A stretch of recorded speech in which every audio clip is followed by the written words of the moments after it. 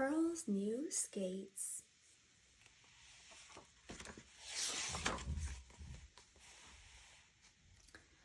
On her birthday, Pearl got a pair of ice skates.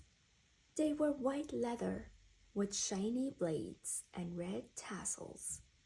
Pearl loved them.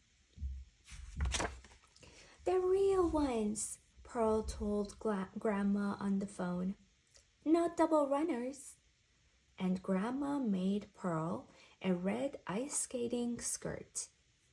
Pearl imagined herself gliding backward and forward like a ballerina on the ice.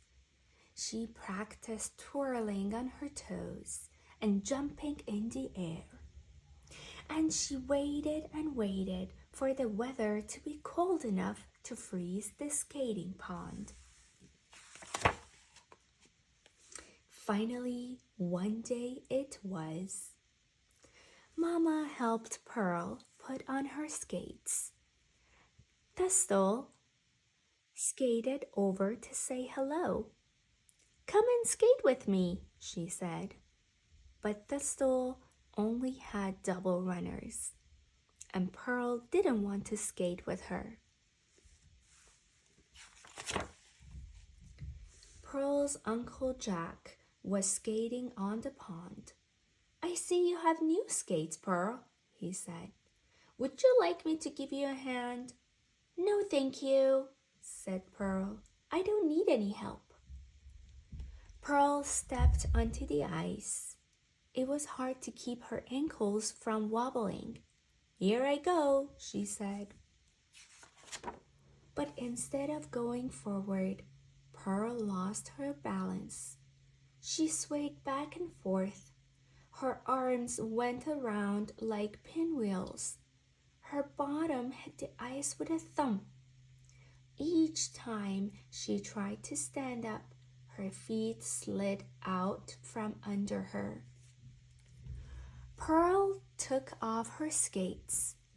"I'm ready to go home," she said. "You don't have to be a ballerina on the ice right away," said Mama. But Pearl wasn't listening. The next day, Pearl didn't want to go to the pond at all. She sat in front of the window and watched Thistle and her friends pass by with their ice skates. She tried to read her new library book, but she didn't like it, and she didn't feel like drawing. At the end of the afternoon, Uncle Jack stopped in to say hello. "You didn't come to the pond today, Pearl," he said. "Didn't you like skating?" "Not much," said Pearl. "I like to skate early in the morning," Uncle Jack said, "before anybody else is there. You might like it then, too." Pearl said she didn't think she would. But in the morning, Uncle Jack stopped by just to be sure Pearl hadn't changed her mind, and Pearl decided to go with him. "I might not stay very long," she said. Mama gave her a thermos of hot chocolate to share with Uncle Jack. It was a crisp, bright morning. The air was cold, but the sun was shining, and there was a little bit of mist rising from the ice. Nobody else was there.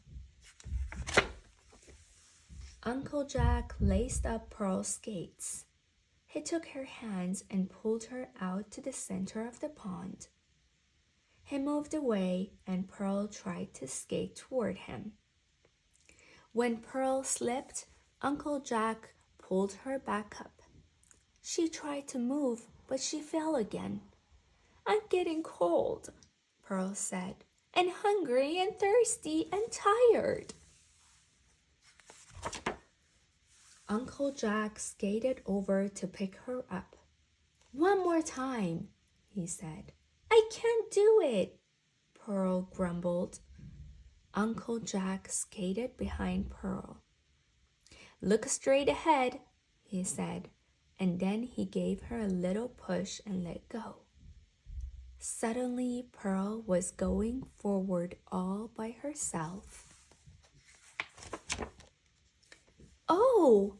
Pearl called as she felt the wind rush past her ears. I can! Pearl and Uncle Jack sat on the bench and drank their hot chocolate. You're going to be a good skater, said Uncle Jack.